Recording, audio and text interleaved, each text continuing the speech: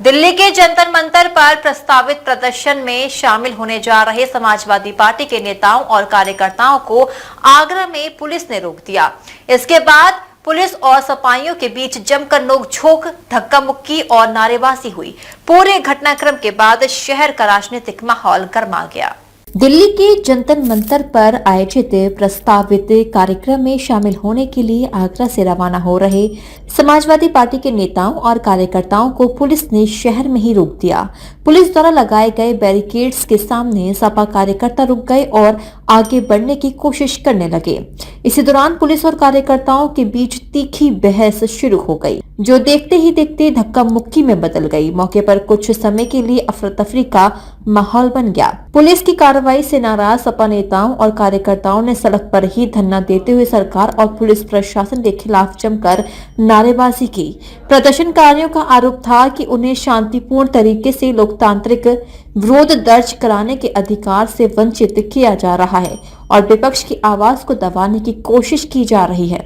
इस दौरान पुलिस ने समाजवादी पार्टी के कई नेताओं, जिनमें मधुकर अरोड़ा और सनी छाबड़ा समेत अन्य पदाधिकारी शामिल थे, जो उनको आगे बढ़ने से रोक दिया। भारी पुलिस बल की मौजूदगी में हालात को नियंत्रित करने का प्रयास किया गया।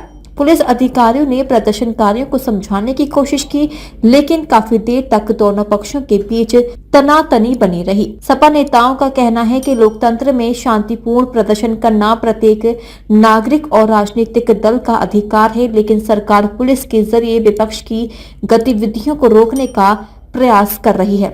वहीं पुलिस प्रशासन का कहना है कि कानून व्यवस्था बनाए रखना उनकी प्राथमिक जिम्मेदारी है और इसी के तहत आवश्यक कदम उठाए गए। काफी देर तक चले विरोध प्रदर्शन और हंगामे के बाद पुलिस ने स्थिति पर नियंत्रण पा लिया।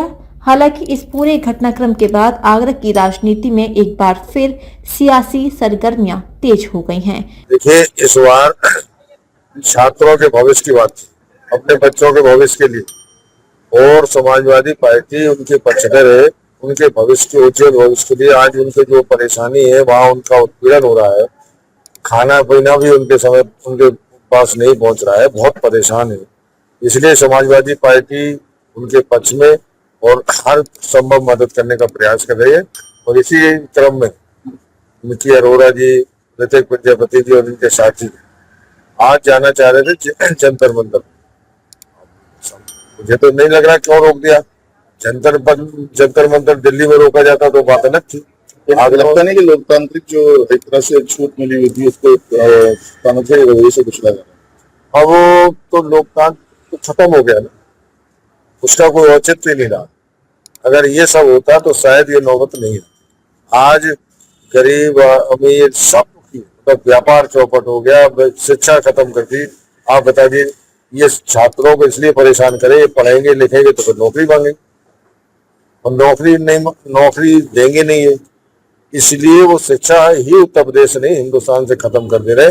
अब केवल अशिक्षित व्यक्ति रहेंगे जो केवल मंदिर और मस्जिद की बात करें। आज हम लोग दिल्ली निकल रहे थे, मेरे सभी साथी, लोहिया वाहिनी के अध्यक्ष ऋतिक प्रजापति, सनी छाबड़ा जी, भरत जी, अमित सोलंकी जी, शंकी सोतिया जी, हम लोग एक पूरी टीम बनाकर उन बच्चों के लिए जा रहे थे जिनका भविष्य अंधकार में है। हम उनका समर्थन करने जा रहे थे और हमारे संग ऐसा किया गया है व्यवहार जैसे हम लोग आतंकवादी हैं।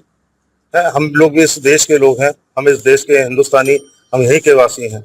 अरे हम लोग जा रहे हैं किसी के समर्थन में, आप हमें रोक क्यों रहे हैं? जंतर मंतर जा रहे हैं, क्यों रोक रहे हैं?